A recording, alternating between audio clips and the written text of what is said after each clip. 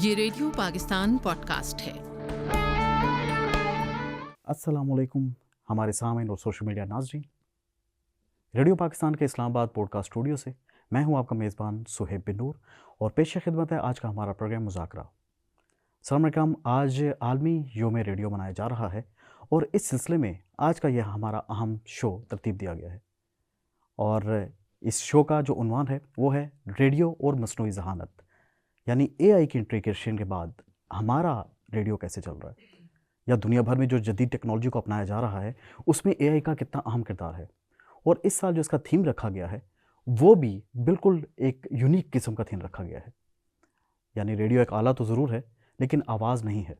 आप इसे इस्तेमाल तो कर सकते हैं लेकिन वो एक मसनूई ज़हानत ही रहेगी और इस ज़हानत का मुकाबला इंसानी दिमाग से या इंसानी ज़हानत से बिल्कुल नहीं किया जा सकता। और इस पर आज हम बात करेंगे और ख़ास तौर पे AI के इस्तेमाल को मद्देनज़र रखते हुए कौमी बयानिए की तश्कील कैसे की जा रही है पाकिस्तान में, ये इस पर आज हम सैर हासिल गुफ्तगू करेंगे। और हमारे साथ आज स्टूडियो में तशरीफ़ फरमा हैं सबसे पहले डॉक्टर बख्तर रवान साहब, जो कि चेयरमैन हैं, एसोसिएट प्रोफेसर हैं, department of media sciences, Allama Iqbal open university Islamabad से। अस्सलाम वालेकुम। और साथ में तशरीफ़ फरमा हैं डॉक्टर मोहम्मद अली, जो कि फातिह जिन्ना विमेन यूनिवर्सिटी के चेयरमैन हैं डिपार्टमेंट ऑफ मीडिया साइंसेज के। और इसके साथ साथ तशरीफ़ फरमा है हमारे साथ इरफान भट्टी साहब, जो कि इंचार्ज हैं रिफ़ा इंटरनेशनल यूनिवर्सिटी इस्लामाबाद के FM रेडियो 102.2 के। आप तीनों मेहमान आने ग्रामी को खुश आमदीद। शुक्रिया डॉक्टर साहब, सबसे पहला सवाल आपसे ही। रेडियो डेफिनेटली तारीख़ी अहमियत है, पाकिस्तान बनने से कबल, पाकिस्तान बनने के बाद, तब से लेके अब तक रेडियो की अहमियत है। और इसी तरह हर मुल्क में जहाँ पे आपकी दीगर नशियात नहीं पहुँच पाती, जहाँ पे आपकी जदीद टेक्नोलॉजी फ़ेल हो जाती है, वहाँ पे रेडियो दूर अफ्तादा इलाकों में अपनी पहचान बनाता है, अपनी आवाज़ पहुँचाता है, अपने पैगामात पहुँचाता है। कितनी अहमियत का हामिल तारीख़ी एतबार से रेडियो?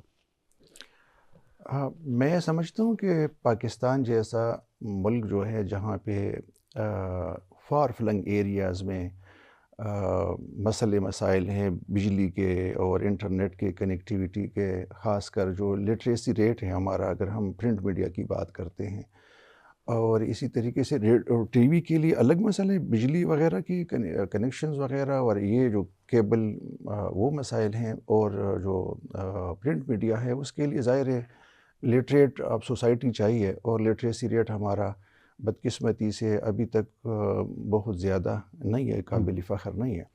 तो ऐसे ममालिक के लिए, ऐसी सोसाइटीज़ के लिए रेडियो इंफॉर्मेशन के लिए, एजुकेशन के लिए, एंटरटेनमेंट के लिए एक बेहतरीन ज़रिया है, बेहतरीन ज़रिया आप मैस कम्युनिकेशन है। और रेडियो पाकिस्तान ने, अगर मैं तारीख़ी हिसाब से उसकी, तो इसने हर सेगमेंट ऑफ पॉपुलेशन, वो फार्मर्स हैं, वो स्टूडेंट्स हैं, वो पॉलिटिशियंस हैं, इवन वो घरेलू ख़वातीन हैं, बच्चे हैं, हर सेगमेंट ऑफ पॉपुलेशन को इसने टारगेट किया है और उसको उसकी ज़रूरत के मुताबिक, उसकी नीड के मुताबिक कंटेंट दिया है।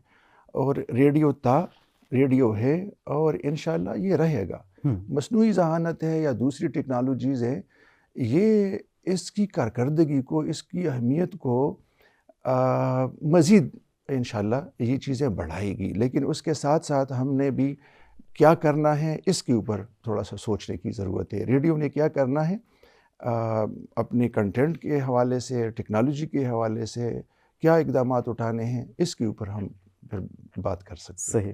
डॉक्टर साहब, आपकी तरफ आऊँगा। ये बताइएगा हमारे सामीन और नाज़रीन को कि इस साल हमेशा की तरह एक थीम रखा गया है और अक़वाम मुत्तहिदा ने जब ये दिन को बाकायदा तौर पे शामिल किया कि सारी दुनिया में ना सिर्फ ये कि इसे मनाया जाए बल्कि एक ऑनर और एक ट्रिब्यूट भी पेश किया जाए उन लोगों को जो कि पूरे का पूरा कंटेंट जनरेट कर रहे हैं।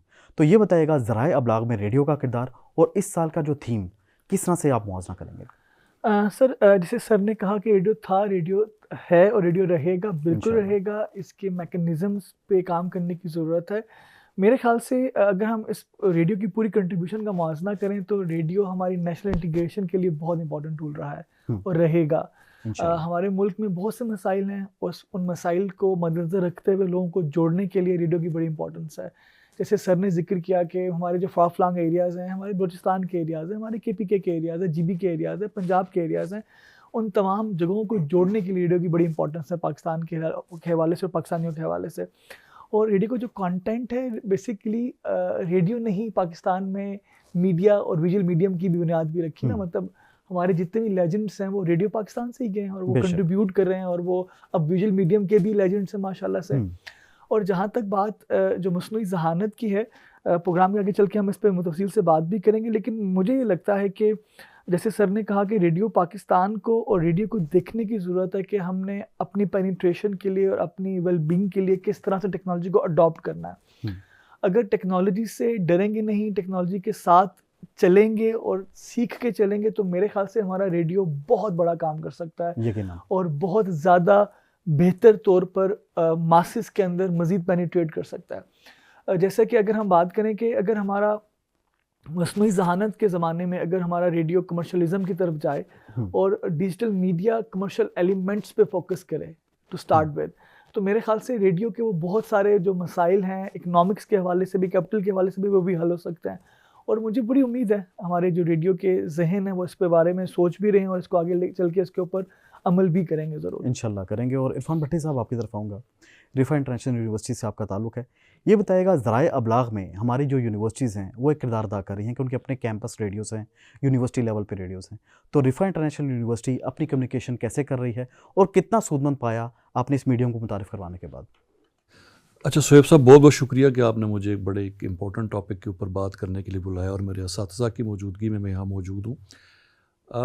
रिफा FM 102.2 जो है, तकरीबन आप ये समझें कि जब कैंपस रेडियोज़ का आगाज़ हुआ तो शायद दूसरा या तीसरा पिंडी इस्लामाबाद की यूनिवर्सिटीज़ की अगर हम बात करें तो रिफा FM जो है हमें लाइसेंस मिला पेमरा की तरफ से।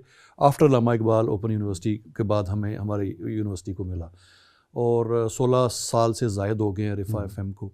और मेरे ख़्याल में गो के ये कमर्शियल रेडियो नहीं है, हम बाउंड हैं पेमरा की तरफ से कि हम इसको कमर्शियली यूज़ नहीं कर सकते, लेकिन अपने यूनिवर्सिटी के प्रोग्राम्स को हम बड़े अच्छे तरीके से जो ना, वो चूँकि हमें अलाउड है तो हम उसको लेके आते हैं और बड़ी अच्छी तादाद, हमें अच्छी फ़ीडबैक आती है कि लोग जो है वो रिफा यूनिवर्सिटी की तरफ, हमारे प्रोग्राम्स की तरफ लोग राग़िब हुए हैं हमारा रेडियो सुन के, हमारे प्रोग्राम सुन के।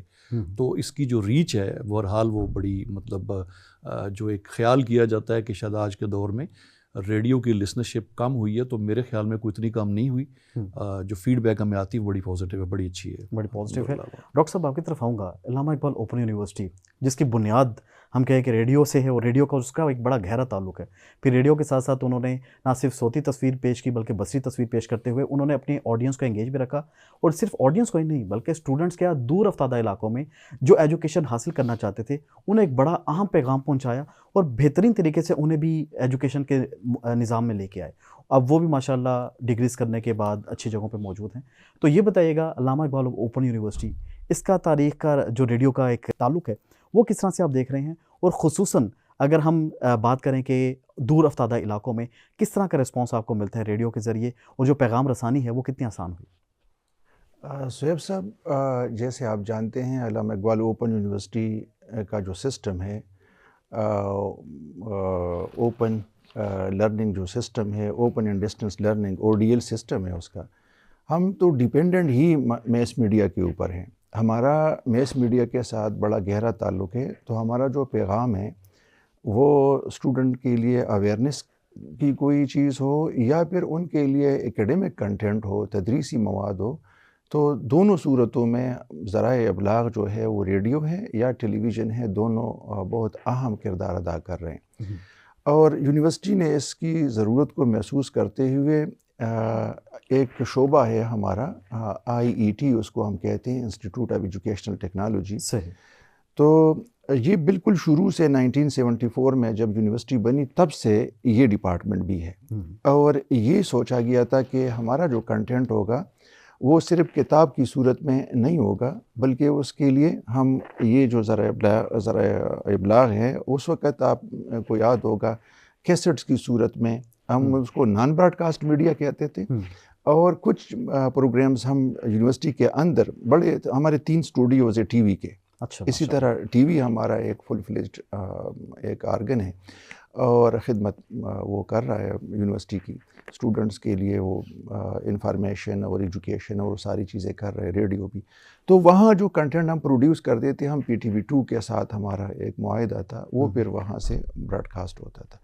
तो वो उसको हम ब्रॉडकास्ट मीडिया कहते थे। नॉन ब्रॉडकास्ट वो कैसेट्स की सूरत में, और ये स्टूडेंट्स के जो हम उसको बस्ता कहते थे।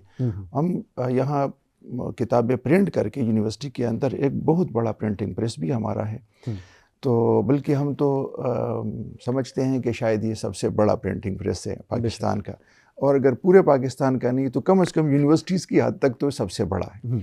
तो उसमें किताबें हम प्रिंट करते हैं, और उन्हीं किताबों में ये कैसेट्स भी हम स्टूडेंट्स को फिर बाद में CDs की सूरत में ये बेचते थे। तो तलबा को ये एक हमारी बुक होती थी रहनुमाई तलबा, उसमें प्रोग्राम के बारे में बताते थे कि आपके इस कोर्स के लिए कितने प्रोग्राम्स हैं रेडियो के, कितने TV के हैं, उनका शेड्यूल क्या है, और वो कब कब आप वो कर सकते हैं, आप सुन सकते हैं या देख सकते हैं TV की सूरत में। तो बड़ा एक इंटीग्रेशन था उनका कंटेंट का, टेक्स्ट, सोती और बसरी दोनों, ये सारी चीज़ें। और अब भी है। और जैसे हमने कहा, मैंने ज़िक्र किया डॉक्टर साहब ने, कि ये सिर्फ वो नहीं है, यानी दरसी चीज़ नहीं है, बल्कि हम उससे स्टूडेंट्स को जो जितनी एक्टिविटीज़ होती है वहाँ, कोई कॉन्फ्रेंस हो रही है, कोई सेमिनार हो रहा है, कोई और एकेडमिक एक्टिविटी हो रही है, स्टूडेंट्स के यानी जब दाखिले होते हैं, एग्ज़ाम्स होते हैं, इसी तरह वर्कशॉप वगैरह होती है, तो उनको इसी रेडियो से हम बाकी सोशल मीडिया का इस्तेमाल भी करते हैं। ये जितने वो टूल्स अवेलेबल है एग्जॉस्टिवली उनका हम इस्तेमाल करते हैं, लेकिन रेडियो भी उनमें से एक अहम ज़रिया है सही स्टूडेंट्स का। डॉक्टर मोहम्मद अली, आपकी तरफ आऊँगा। ये बताइएगा, जैसे आपने पहले भी इब्तिदाई में कहा कि कौमी बयानिया की तश्कील रेडियो के पाकिस्तान के ज़रिए हुई, तो अभी जो आप देख रहे हैं जेन ज़ी है आजकल हमारी, और जिसका रेडियो से ताल्लुक़ थोड़ा सा हम कहेंगे एक डिस्टेंस ज़रूर आ गया।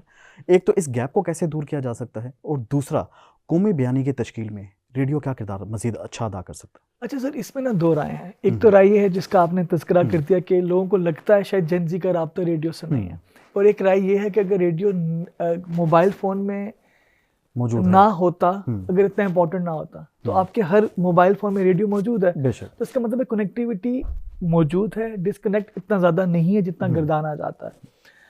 थोड़ा सा सिर्फ ये है कि जो जिद्दत पसंदाना सोच और जो हमने इसके कंटेंट के अंदर जिद्दत लेके आनी है और इसकी मार्केटिंग के अंदर जो जिद्दत लेके आनी है, उस पर थोड़ा सा फोकस करने की ज़रूरत है।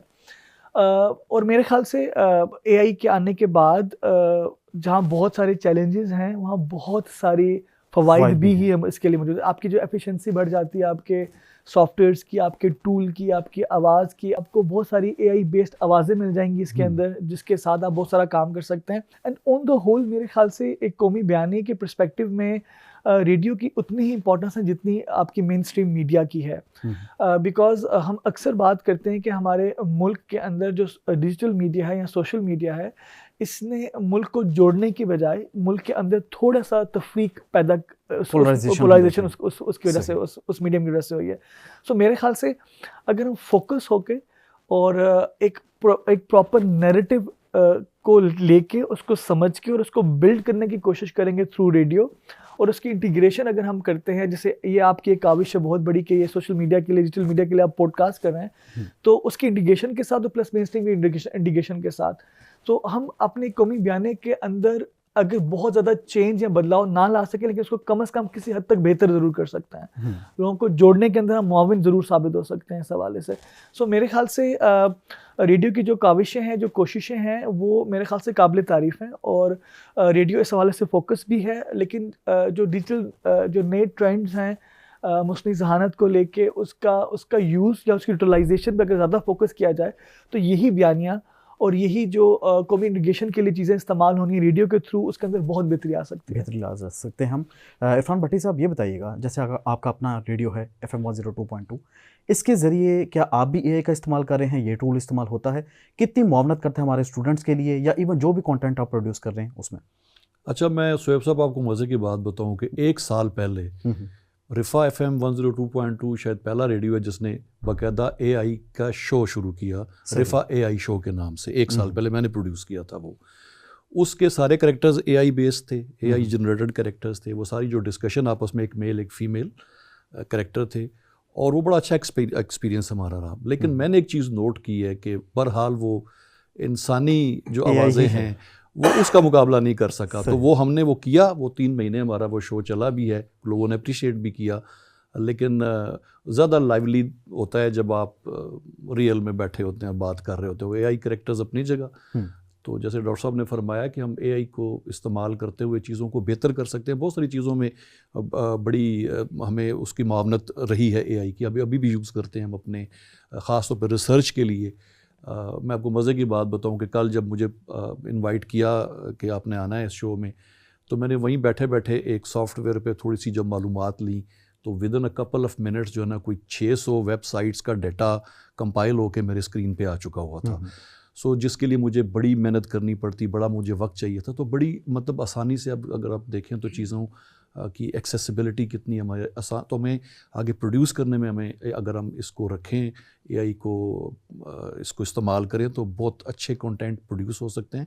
इसका जो पॉजिटिव इस्तेमाल है, जैसे डॉक्टर साहब ने कहा, किसी चैलेंजेस भी हैं, लेकिन बहरहाल फ़ायदे भी हैं बड़े फ़ायदे भी हैं एक बात जी, मैं ज़रूर कर दूं आपकी इजाज़त से। बेसिकली ना रेडियो इस हवाले से भी बड़ा माविन साबित हो सकता है कि हम AI को प्रॉपर आगाही के तौर पर लोगों तक पहुंचाएं।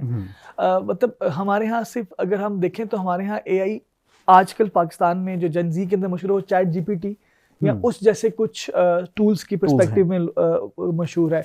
हालांकि बेशुमार ऐसे टूल्स हैं, ऑडियो के, वीडियो के, ग्राफिक्स के, जो कि बहुत बेहतरीन है, इस पे काम करके काफ़ी ज़्यादा काम किया जा सकता है। जैसे फॉर एग्जांपल हमारे यहाँ एक टेल्को है जिसने कोई 1-1.5 साल पहले पाकिस्तान में सबसे पहला AI based fashion show launch किया। सही। पाकिस्तान की सबसे पहली AI बेस्ड फिल्म आने जा रही है ईद के फ़ौरन बाद, नेक्स्ट लाउद्दीन के नाम से, जो कि उन्होंने गज़ा के लोगों के लिए उन्होंने वो फिल्म बनाई है। बेसिकली वहाँ का जो हीरो लिया उन्होंने वहाँ पर। So things are there. So अगर हम रेडियो के ही प्लेटफॉर्म्स को आगाही के तौर पर इस्तेमाल करें लोगों को बताएं कि सही टूल्स क्या और उसका सही इस्तेमाल क्या है, तो उससे भी जो एक इम्पैक्ट रेडियो की तरफ से बड़ा अच्छा सोसाइटी की तरफ जा सकता है। सही। डॉक्टर बख्श साहब, आपकी तरफ आऊँगा। ये बताइएगा, रेडियो और इन्फॉर्मेशन, इसका चोली दामन का साथ है।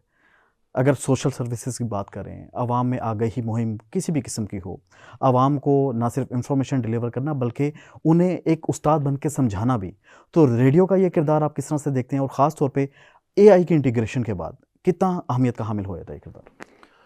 सोएब साहब, इसमें कोई दो राय नहीं है कि जब हम बच्चे की सोशलाइजेशन करते हैं और उनको ये चीज़ें सिखाते हैं कि सोसाइटी की नाम्स क्या है, वैल्यूज़ क्या है, हमारी अक़दार क्या है, रस्म व रिवाज क्या है, तो उसमें मीडिया का बड़ा अहम किरदार है। और मीडिया में रेडियो एक बहुत अहम ज़रिया है इब्लाग़ का, ख़ासकर मैस कम्युनिकेशन का। तो इसी ज़रिए से हम अपने बच्चों को चीज़ें सिखा सकते हैं। और यही रेडियो है जो इनफॉर्मल एजुकेशन का एक बहुत, उसमें कोई एज की कैद नहीं है। यानी हम किसी भी सेगमेंट ऑफ पॉपुलेशन को, किसी भी एज ग्रुप को बहुत सारी चीज़ें रेडियो के थ्रू सिखा सकते हैं। ठीक है। और ये जो AI है ये कोई रिप्लेसमेंट नहीं है, कि ये हमेशा से रहा है। अगर मैं एकेडमिक साइड की बात करता हूँ तो पहले हम रिसर्च में फार्मूला लगाते थे और फिर उसमें वैल्यूज पुट करते थे और एनालिसिस उसी तरीके से होता था। अब आपकी इतनी सारी चीज़ें आ गई, सॉफ्टवेयर्स आ गए हैं कि आप जस्ट एक क्लिक डेटा एंटर करते और एक क्लिक करके जनाब आपका एनालिसिस हो जाता है। ठीक है। तो इसमें वो आपको सपोर्ट कर रहा है, इसमें कोई वो नहीं है। अब ये भी इसका एथिकल इस्तेमाल ये जो AI है ज़रूर करना चाहिए, लेकिन वो एथिकल हो, पॉजिटिव हो, वो अनएथिकल ना हो। कंटेंट जो जनरेट हो जाता है, प्रोड्यूस हो जाता है, वो जो भी यानी प्रोफेशनल एथिक्स है उसको मद्देनज़र रखते हुए कंटेंट को अगर हम जनरेट करते हैं, प्रोड्यूस करते हैं, तो मेरा ख्याल है कोई कबाहत नहीं है। और ये इंशाल्लाह मुआविन होगा। ये नहीं है कि कोई रिप्लेस कर रहा है रेडियो को या TV को। और ये हमेशा से ये टेक्नोलॉजिकल इवोल्यूशन सोसाइटी में हो रही है। तो आहिस्ता आहिस्ता नई चीज़ें आती हैं और हमें उनको अडॉप्ट करने की ज़रूरत है। और उसी के मुताबिक अपनी जो चीज़ें हैं जो हम ऑलरेडी पेश करते हैं उनको डालने की ज़रूरत है। सही। डॉक्टर साहब आपकी तरफ आऊँगा, जैसा कि आपने पहले भी तज़किरा किया, मुख्तलिफ टूल्स हैं एआई के और उनका इस्तेमाल किया जा रहा है, तहकीक के हवाले से भी स्टूडेंट्स करते हैं। कोई टॉपिक है उस पर डिस्कशन करनी हो, वो आपको सारे का सारा समराइज़ करके दे देता है। जहाँ पर इसके इतने ज़्यादा हमें फ़ायदे हैं, स्टूडेंट्स मुस्तफ़ीद भी हो रहे हैं, तो रेडियो और एआई अगर इसकी इंटीग्रेशन मज़ीद एडवांस लेवल पे होती है तो इससे स्टूडेंट्स को क्या फ़ायदा होगा? सर देखें, पहले जो लोग जिन लोगों के पास प्लेटफॉर्म्स नहीं थे, जिनके लिए रेडियो दस्तयाब नहीं था, अब वो पॉडकास्ट कर रहे हैं और घर बैठे पॉडकास्ट कर रहे हैं और अपनी उन पॉडकास्ट को एआई बेस्ड टूल्स के ज़रिए प्रॉपर्ली एडिट करके उसको different digital media, social media पे भी लेके चले जा रहे हैं। सो बेसिकली अगर मैं on the whole in crux बात करूं तो हमारे मुल्क में जितना ज़्यादा मीडिया लिटरेसी पे काम करने की ज़रूरत है और किया जाएगा, उतना ज़्यादा बेहतर यूटिलाइजेशन हमारे रेडियो की, टीवी की और डिजिटल मीडिया की होगी और with the integration of technologies होगी जिसमें एआई पेश है। जैसे फॉर एग्जांपल हमारी डिफरेंट यूनिवर्सिटीज़ के अंदर, जैसे हमारी अपनी यूनिवर्सिटी के अंदर रेडियो भी है और हम रेडियो का कोर्स पढ़ाते भी हैं, लेकिन हमने अपना एक मॉड्यूल अपडेट कर दिया है। हम उसमें स्टूडेंट्स को एआई बेस्ड चैट बोट्स के थ्रू भी काम करवाते हैं, AI based voice over artist के थ्रू भी काम करवाते हैं, उनको उन डिफरेंट टूल्स की आगाही भी देते हैं। इसी तरह से हमने बहुत सारे कोर्सेज भी मुतारिफ कराए हैं, जिससे एआई इन मीडिया के नाम से हमारा एक मेजर कोर्स है। हम digital story telling with AI के थ्रू भी पढ़ा रहे हैं अपने डिपार्टमेंट के अंदर। हम मोबाइल फ़ोन फिल्म मेकिंग भी पढ़ा रहे हैं, हम डिजिटल स्टोरी टेलिंग भी पढ़ा रहे हैं, हम उसके साथ साथ वेब डेवलपर और जर्नलिस्ट भी पढ़ा रहे हैं। सो मकसद सिर्फ यही है कि एकेडेमिया अपने तहीं कोशिश कर रहा है और obviously we are very much open and radio Pakistan और रेडियो पाकिस्तान से बहुत सारे इदारे एकेडेमिया के साथ मुआविन भी हैं बहुत सारे इन चीज़ों को आगे लेके चलने के हवाले से। सो मेरे ख्याल से इस दौर के अंदर ऑन द होल हमें मीडिया लिटरेट सोसाइटी चाहिए। जैसे अभी जिक्र हुआ था थोड़ा सा कि हम डिसइंफॉर्मेशन और मिस इन्फॉर्मेशन के एज से गुजर रहे हैं। हमारे मुल्क में आजकल डिस और मिस इन्फॉर्मेशन एक बज़वर्ड है। अब उस बज़वर्ड के साथ हमने फेक या डीप फेक को भी एसोसिएट कर दिया है। तो ये डीप फेक है, it is totally related and inter related with AI technologies हैं। जैसे आपके यहाँ प्रोटेस्ट कहीं और हो रहे होते हैं और आपको बताया जाता है शाम को कि ये आपके मुल्क में हो रहे हैं प्रोटेस्ट। सो जब तक हम आगाही क्रिएट नहीं करेंगे, मीडिया लिटरेट पाकिस्तानी और मीडिया लिटरेट जेन जी और उसके बाद आने वाली जनरेशन को नहीं करेंगे, उस वक्त तक हमारे मुल्क के जो अंदरूनी मसाइल हैं, जो टेक्नोलॉजी से रिलेटेड हैं, जो मीडिया कंटेंट से रिलेटेड हैं या मीडिया की वजह से रिलेटेड है, उसके अंदर भी बेहतरी नहीं आएगी। और मेरे ख्याल से हमारी HEC और हमारी जो गवर्नमेंट ऑफ पाकिस्तान और जो हमारी मिनिस्टर ऑफ इंफॉर्मेशन है माशाल्लाह, वो मीडिया लिटरेसी के हवाले से काफ़ी सारा काम उन्होंने स्टार्ट भी कर दिया है और वो मेरे ख्याल से प्राइमरी या सेकेंडरी लेवल से ऑनवर्ड्स बहुत सारी पॉलिसीज़ के ज़रिए इसको लॉन्च भी करने वाले हैं। और आई गेस हमारी पहली एआई पॉलिसी आई गेस वो लॉन्च भी कर दी गई है, हमारे पार्लियामेंट में उसको पेश भी कर दिया गया है। सो मेरे ख्याल से जैसे सर ने फरमाया है कि this is not a challenge, हम इसको चैलेंज समझते हैं बिकॉज हमें लगता है कि हर नई चीज़ हमारे लिए ख़तरा है, हालांकि ख़तरा नहीं होती, वो हमारे लिए माविन होती है। हमें इसको होल हार्टेडली एक्सेप्ट करना चाहिए और इसके साथ हमें एथिकल जो डायलेमास या एथिकल प्रॉब्लम्स या एथिकल चैलेंजेस हैं उसको फोकसली एड्रेस करने की ज़रूरत है। और हमें बच्चों को या यंग जनरेशन को रोकने की ज़रूरत नहीं है, उनको बताने की ज़रूरत है कि इसके फ़ायदे क्या और इसके नुकसान क्या हैं। मगर अगर हम हमेशा की तरह हर नई चीज़ के बारे में अपनी नई जनरेशन को रोकते रहे तो मेरे ख्याल से हम पीछे रह जाएंगे और अब हमारे पास कोई रूम नहीं है पीछे रह जाने का। सही। इरफान भट्टी साहब आपकी तरफ आऊँगा, ये बताइएगा कंटेंट प्रोडक्शन, फिर उसके बाद उसकी कंजम्पशन, और कंजम्पशन के बाद अपने ऑडियंस को ग्रैब करना है, रिटेन करना है, ये ना हो कि आपकी ऑडियंस भाग जाए, तो इसके लिए एआई कोई किरदार अदा कर पा रही है? बिल्कुल, देखें जितनी अच्छी आपकी प्रेजेंटेशन होगी इतनी ज़्यादा वो एक्सेप्टेबल होगी, इतने लोग उसको अडॉप्ट भी करेंगे। तो हमारी प्रोडक्शन के जितने भी प्रोसेस हैं, जिस चीज़ों में एआई से हेल्प ली जा रही है, डिपेंड करता है कि जो प्रोड्यूसर है उसकी अपनी नॉलेज एआई को यूज़ करने के हवाले से क्या है। तो आपकी जो कंटेंट प्रोडक्शन है वो बहुत बेहतर हो सकती है एआई की टूल्स की मदद से। सही। डॉक्टर साहब आपकी तरफ जी, आप सर इसमें एक पॉइंट ऐड करना चाहूँगा सर आपकी इजाज़त से। सर जैसे सर ने कहा ना कि एआई की मदद से हमें हेल्प मिलती है, तो उसमें मैं ये कहना चाहूँगा कि एआई ने हमारी लेबर कम कर दिया है। ठीक है, हमारा जो एक काइंड ऑफ एक डंगी वर्ड का एक टर्मिनोलॉजी थी उसमें हमारा काफ़ी ज़्यादा कम कर दिया है। लेकिन इंपॉर्टेंट चीज़ क्या है, जो सर की बात के अंदर एक छुपी हुई बात ये थी कि अगर आपको बेसिक्स आती हैं, फॉर एग्जांपल आपको पता है कि एडोब ऑडिशन में हमने उसको कैसे एडिट करना है, या हमारे आवाज़ के डिफरेंट मैकेनिज्म्स क्या हैं, हमारे माइक के डिफरेंट मैकेनिज्म्स क्या हैं, तभी आप अच्छा प्रॉम्प्ट दे सकेंगे। यकीनन। सो ये बिल्कुल वही बात है कि जो कैमरा इंपॉर्टेंट नहीं है, माइक इंपॉर्टेंट नहीं है, माइक के पीछे जो इंसान है वो इंपॉर्टेंट है, और एआई के लिए भी वही इंपॉर्टेंट है कि प्रॉम्प्ट इंजीनियरिंग के पर्सपेक्टिव में अगर आप उस फील्ड को जानते और समझते हैं, आप उतना बेहतर प्रॉम्प्ट देंगे और उतना बेहतर आपकी वो हेल्प कर सकेगा। यकीनन। डॉक्टर बख्श साहब, आपकी तरफ आऊँगा। ये बताइएगा, जदीद तकाज़ों के मुताबिक हम एआई को और फिर इसके अलावा स्टूडेंट्स को उनकी एक्सपेक्टेशंस क्या हैं, हम किस तरह से जदीद मकाला जात के ज़रिए उनकी एक्सपेक्टेशन पे पूरा उतर सकते हैं, और इन चैलेंजेस से नबर्द आज़मा कैसे हुआ जा सकता है? सोएब साहब, कोई भी जब हम कंटेंट पेश करते हैं या प्लान करते हैं, तो मेरा ख्याल है सबसे पहली जो बात है उसके लिए थोड़ा सा रिसर्च वर्क की ज़रूरत होती है। सही। और इसमें हमारे जो ऑब्जेक्टिव्स है वो क्या है, टारगेट पॉपुलेशन क्या है, हम क्या अचीव करना चाहते हैं, हमारा मकसद सिर्फ अवेयरनेस है या उनके एटीट्यूड्स में कोई तब्दीली लाना है या उनके बिहेवियर्स में तब्दीली लाना है, ये हमें पहले से पता होना चाहिए। या अवेयरनेस के साथ एटीट्यूड्स और बिहेवियर्स दोनों में तब्दीली लाना है। तो इसके लिए हमें मेरा ख्याल है कि रिसर्च वर्क की ज़रूरत होती है कि इसके ऊपर हम काम करें कि टारगेट पॉपुलेशन कौन है, उनकी नीड्स क्या है, हम ये जो मीडियम इस्तेमाल करते हैं इसके बारे में उनके परसेप्शंस क्या है। ये तो नहीं है कि हम वन वे कम्युनिकेशन कर रहे हैं, हम कोई चीज़ प्रोड्यूस कर रहे हैं और वो इस्तेमाल ही नहीं कर रहे हैं, या उसके बारे में हमारा मीडियम है, फॉर एग्ज़ाम्पल रेडियो है, टेलीविज़न है, वो सरकार का है या वो प्राइवेट है या वो अखबारात है, उसके बारे में अगर नेगेटिव परसेप्शंस है तो इसका मतलब है कि वो तो इस्तेमाल ही नहीं करेगा। बेशक।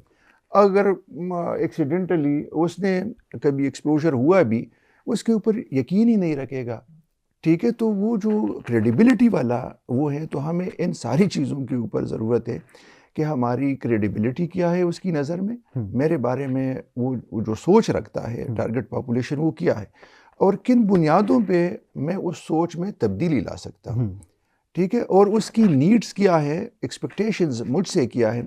अगर वो रिसर्च, जैसे आपने मकालाजात की बात की या इंफॉर्मेशन की बात की, या कोई भी कंटेंट है, वो एंटरटेनमेंट हो, वो न्यूज़ हो, इंफॉर्मेशन हो, या व्यू से रिलेटेड हो, ओपिनियन से रिलेटेड हो, हमें देखना चाहिए कि जो हम चीज़ फेंक रहे हैं क्या वो सही जगह पहुंच रही है या नहीं पहुंच रही।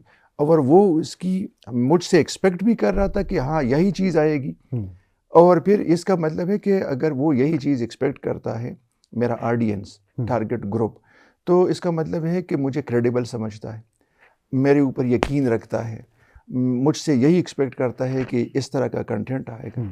तो इसको मेरा ख्याल है कि अगर वो देखा जाए, रिसर्च अगेन तहकीक की ज़रूरत है कि अगर हमें टारगेट पॉपुलेशन की नीड्स का, उसकी ज़रूरियात का, और फिर अपने कंटेंट को उसका मुआयना हम करें, उसकी इवैल्यूएशन करें कि मैं जो दे रहा हूँ क्या वो पर्पस उसका सर्व हो रहा है या नहीं हो रहा।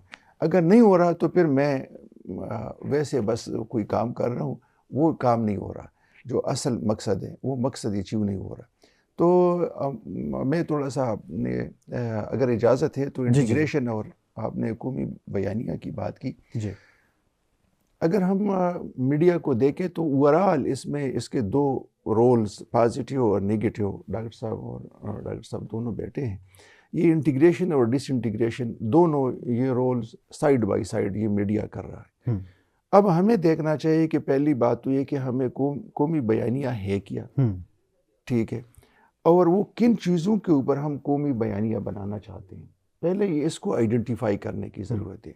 फिर जो मैं कंटेंट प्रोड्यूस कर रहा हूँ वो म्यूज़िक क्यों ना हो, ठीक है, उसमें जो कंटेंट है वो पाकिस्तान की या जो इंटीग्रेशन या डिसइंटीग्रेशन की बात हो रही है। इतनी जो कौमियतें हैं, क्या मैं जो कंटेंट प्रोड्यूस कर रहा हूँ कोई ऐसा तो नहीं है कि यार चले एक तो मेरी कौम ए है तो कोई दूसरी जो कौमें हैं, अगर मैं बड़ी यानी पंजाबी, सिंधी, बलूची, पख्तून, इसी जो बड़ी बड़ी हैं इनकी बात करता हूँ, तो क्या कोई ऐसा कंटेंट तो मैं प्रोड्यूस नहीं कर रहा कि जिससे किसी दूसरे लोग कौम से रिलेटेड जो लोग हैं उनकी दिल आज़ारी हो रही है। तो मैं ये डिसइंटीग्रेशन का, तो मैं म्यूज़िक में मुझे चाहिए कि इसका ख्याल रखूँ। इसी तरीके से ख़बर में और इसके लिए टॉक शोज़ जितनी हैं, ये कोई भी कंटेंट है, वो व्यूज़ है, वो न्यूज़ है, वो एंटरटेनमेंट है, जो भी कंटेंट है, मुझे ये देखना है कि मैं कौन सा कंटेंट प्रोड्यूस कर रहा हूँ और इसका पोटेंशियल इफ़ेक्ट क्या होगा, सही, इंटीग्रेशन या डिसइंटीग्रेशन। और इसमें मुझे ये बयानिया, पहली बात तो है कि बयानिया है क्या। हम बार बार यही एक लफ्ज़ इस्तेमाल करते हैं जो बिल्कुल एब्स्ट्रैक्ट एक टर्म है। बयानिया से मुराद क्या है? ये पाकिस्तानी नेशनलिज्म पैदा करना चाहता हूँ। बयानिया है क्या, या किसी ख़ास पार्टी के ख़िलाफ़ या किसी उसके। तो ये जो चीज़ें हमें पहले, मेरा ख्याल है कि आइडेंटिफिकेशन की ज़रूरत है। हमें आइडेंटिफाई करना चाहिए इसकी कि हम क्या करना चाहते हैं।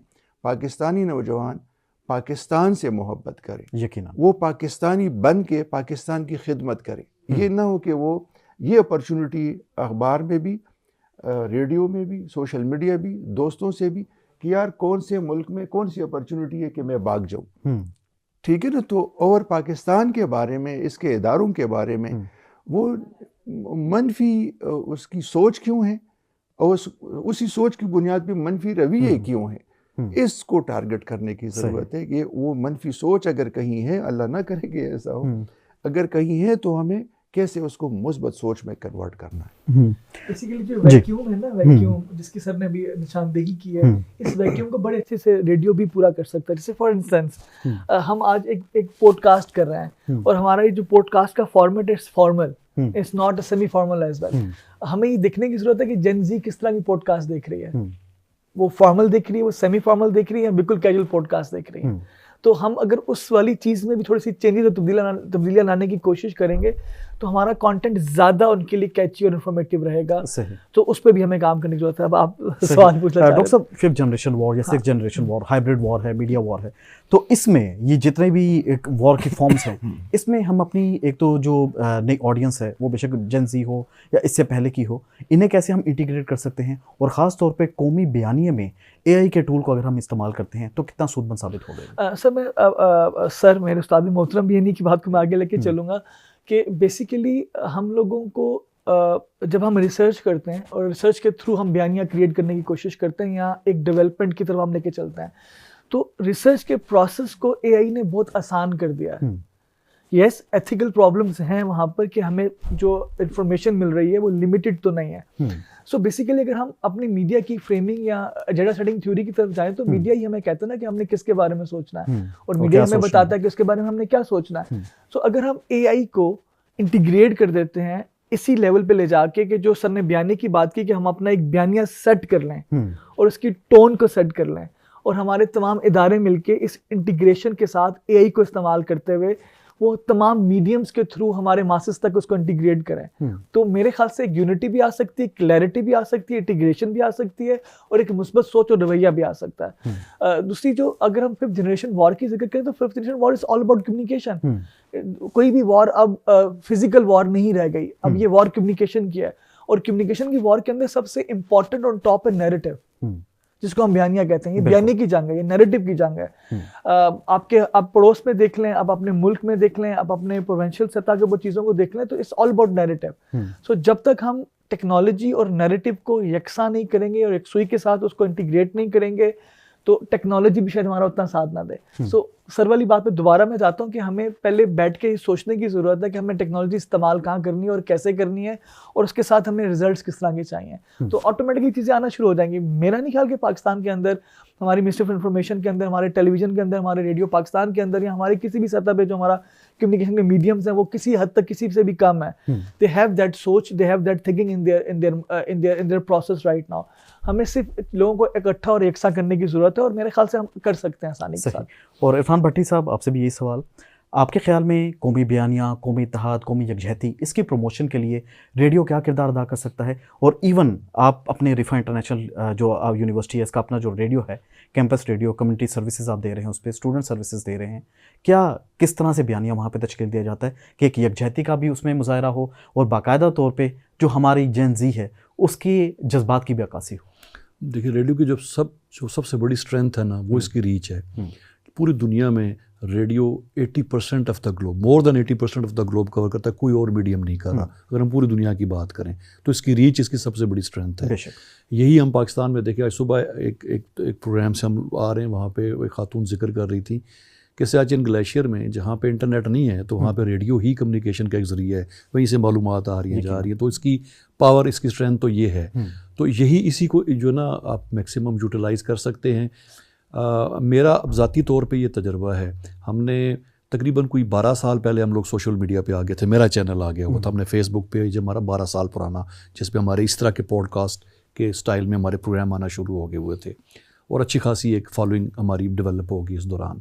अगर सिर्फ हम फेसबुक की बात करें, जब मैंने उसी के जो रिसर्च मैकेनिज़्म है उसकी हेल्प ली, तो मुझे बड़ी आसानी से पता चल गया कि हमारे जो प्रोग्राम हैं वो 30 इयर्स प्लस एज ग्रुप के लोग ज़्यादा देख रहे हैं। और सेकंड नंबर पे हमारा ये 17-18 जो हमारे यूथ है, सेकंड नंबर पे वो हैं। और जो उसके बाद जो लेटर एज ग्रुप है 50 प्लस या 60, वो थर्ड पे आते हैं।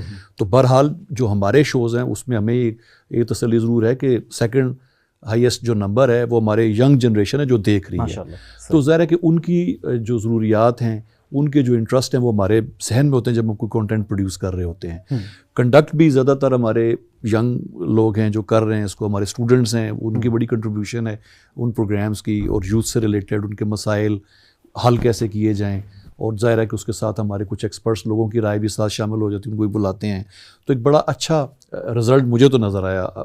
और यही अगर सिस्टम बाकी चैनल्स भी अडॉप्ट करें रेडियो के हवाले से, तो मेरे ख्याल में तो एक बहुत अच्छा हमें इसका एक क्रिएट कर सकते हैं image. Sir, basically radio could be a very vital for unheard communities. अगर उन अनहर्ड कम्युनिटीज़ को वॉइसेस और प्लेटफॉर्म्स मिलेंगे तो चीज़ें ऑटोमेटिकली ठीक होना शुरू हो जाएंगी। आप तीनों मेहमानान ग्रामी का बहुत बहुत शुक्रिया। आपने आज अहम दिन पे बहुत अहम गुफ्तगू की और हमारी ऑडियंस को ना सिर्फ इन्फॉर्मेशन दी बल्कि उन्हें बताया कि इसका यूटिलाइजेशन हम कैसे कर सकते हैं। अब आपका बहुत बहुत शुक्रिया। सामने का हम बात कर रहे थे डॉक्टर बख्त अवान साहब हमारे साथ मौजूद थे, इस्लाम इकबाल ओपन यूनिवर्सिटी के चेयरमैन हैं डिपार्टमेंट मीडिया साइंसेज के। साथ में डॉक्टर मोहम्मद अली थे, फातिमा जिन्ना विमेन यूनिवर्सिटी रावलपिंडी से इनका ताल्लुक़ है और चेयरमैन है डिपार्टमेंट मीडिया कम्युनिकेशन के। और इसके अलावा हमारे साथ इरफान भट्टी साहब थे जो कि रिफा इंटरनेशनल इस्लामाबाद की यूनिवर्सिटी जो है इसके कैंपस के इंचार्ज भी हैं। और रेडियो कैंपस जो इनका चल रहा है, यकीनन ये जैसा कि इन्होंने बताया भी, एक ज़रूरत है वक्त की ज़रूरत के साथ साथ हम इसमें कौमी यकजहती, कौमी धारे में अपने जनजी को, नौजवानों को लेके आना, और इसके अलावा जो कौमी इत्तेहाद है उसे बरकरार रखने में एक कलीदी किरदार अदा कर रहा है। अब एआई की इंडक्शन जहाँ पर जैसा कि बात की कई चैलेंजेस भी हैं, वहाँ पर कई सहूलतें भी हैं। और उन सहूलतों को अगर हम एथिकल इस्तेमाल करेंगे, इखलाकी तौर पर उसका बेहतर इस्तेमाल करेंगे, तो यकीनन इसका फ़ायदा ना सिर्फ हमें होगा, हमारे मुआशरे को होगा, बल्कि मुस्तकबिल में जो हमारी अब इस वक्त की नौजवान नस्ल है और छोटे बच्चे हैं, इन्हें भी वो मुस्तफ़ीद करेंगे। यह था हमारा आज का पॉडकास्ट जो कि रेडियो पाकिस्तान के इस्लामाबाद स्टूडियो से पेश किया जा रहा था। मैं था आपका मेज़बान सुहेब बिन नूर और इस प्रोग्राम को प्रोड्यूस किया इनाम सुमरो साहब ने, जबकि पेशकश थी रेडियो पाकिस्तान इस्लामाबाद की। अपना बहुत बहुत ख्याल रखिएगा। अल्लाह हाफिज़, फ़ी अमानिल्लाह।